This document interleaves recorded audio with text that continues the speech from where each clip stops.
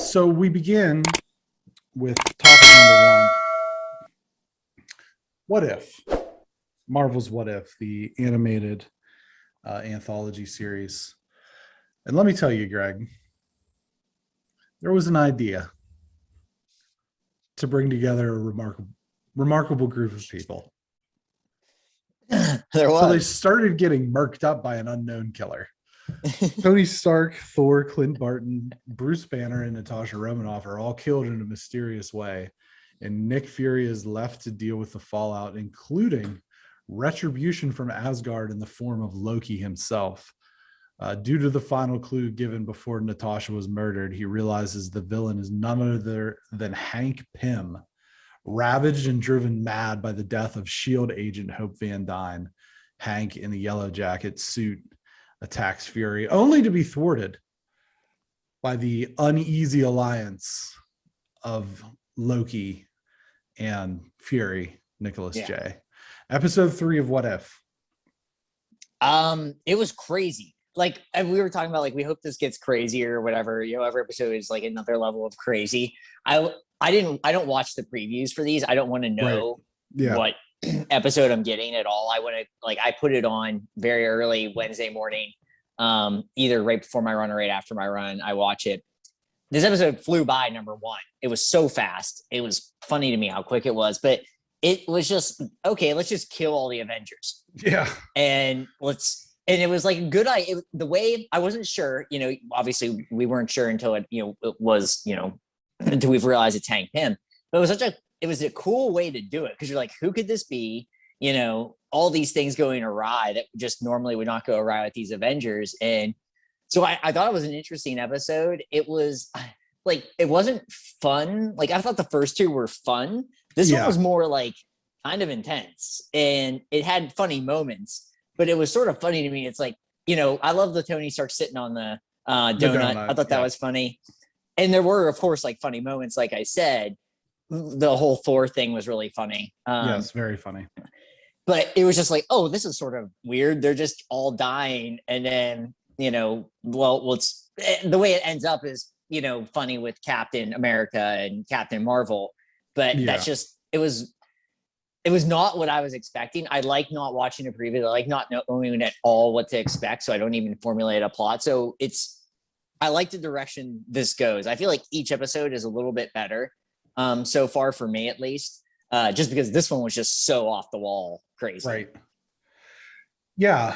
I was expecting to like the Chadwick Boseman episode the best. Really, sight unseen, that was just going to be my favorite episode, right? But I actually think I like this one a lot more, and it had a lot to do with a lot of the different elements. But I'll be honest with you, when I just saw the description like written out, I was like, oh, I don't want to. Especially on the heels of having watched all these Marvel movies, I'm like, I don't want to watch this.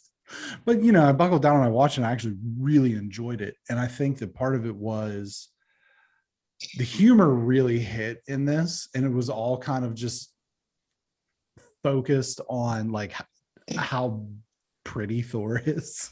Yes. Which is like, starting in Infinity War, it kind of became like a thing, whenever they're talking about how he looks like if a pirate had a baby with an angel. Pirate angel. Coulson saying like, even while he's rotting, he smells like lilacs. Lavender. Lavender. That's lavender. What it was. Yeah. Lavender. Yeah.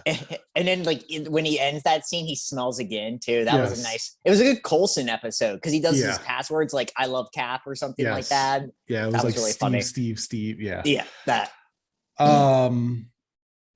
One of the things that I really liked about this, here's the two things that I really liked, aside from those instances of humor, was this actually melded 3 movies very well together. You had the Iron Man 2 parts, you had the Thor part, and then the Hulk, where he's at the university and gets attacked, kind of all mingling with each other in a very cool way. So I like that. And then I like the fact that I had no idea who it was. Yeah, no. Or how they're dying until, and even after she's like, how somebody that died 2 years ago accessing these files, my initial thought was it's the Wasp and she faked her death. But then when it's Hank and he looks crazy, he's got crazy eyes in the cemetery scene at the very end.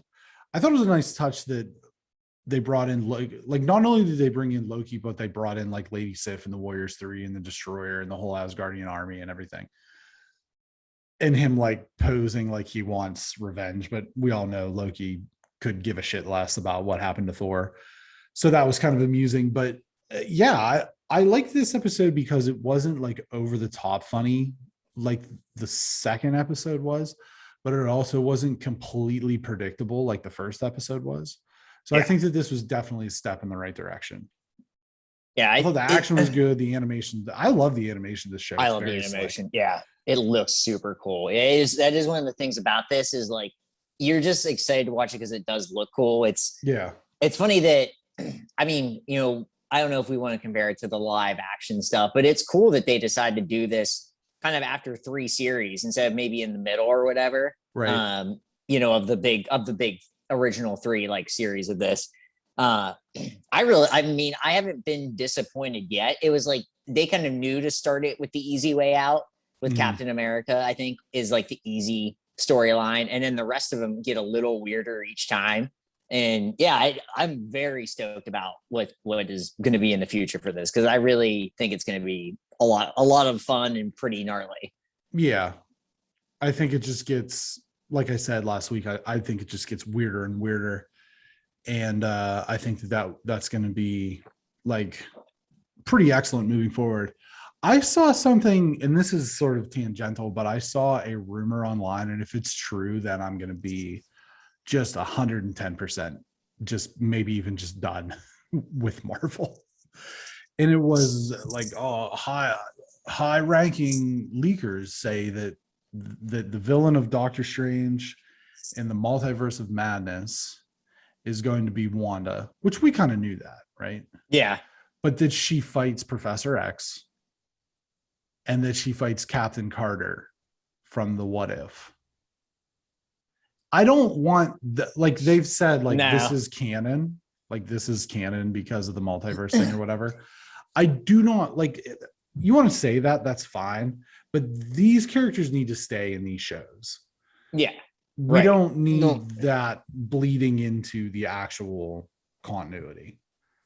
No, we don't need that. I also say like a lot of these high level people were speculating all these shows and got it wrong just as much as we did. Right. So maybe that's what I'll, maybe even worse. So I'll believe that kind of stuff when it actually happens. I can't imagine them. They'd be just so off the wall. I don't think we're going to see X-Men stuff in phase 4, like at all. No, I don't think so. It might be, what it'll probably be is the end of phase 4 will be the lead in to X-Men. I'm guessing that would be my best guess on something like that. Something like that. Yeah. Yeah, we'll see. But in the here and now, this is really fun. Really fun. I like this. Just don't integrate it into the movies. Like, no, we don't. Absolutely. Like, I know it's canon, but don't make it seem like it's like absolute freaking canon, real canon. Make it fun sideways canon, but not, I don't need this. Just like the comics are. Right. Exactly. You know what I mean? Like that's what, like, it's a reason it's What If, not this is. It is. This is. Yeah. Yeah. But more Marvel, you know, from us, like you said, with our last phase, part 2, just to go back on that. So do listen to that. Just another plug for that, because we can't talk enough about that. But we will move on away